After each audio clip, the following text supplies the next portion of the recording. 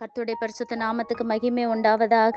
சங்கீதம் 97:5 வாசிக்கும் போது, கர்த்தரின் பிரசன்னத்தினால் பர்வதங்கள் மெழுகு போல உருகிற்று, சர்வ பூமியினுடைய ஆண்டவரின் பிரசன்னத்தினாலேயே உருகி போயிற்று. அருமையான தேவ பிள்ளைகளை, இதை கேட்கிற இந்த ஆடியோவை கேட்கிற இந்த நிமிஷத்திலே நீங்கள் எவைகளை எல்லாம் மலைகள் போன்ற காரியங்களாக நினைத்து நீங்கள் பயந்து கொண்டிருக்கிறீர்களோ, சர்வ வல்லமையுள்ள ஆண்டவர் உங்களோடு கூட இருக்கிறார்.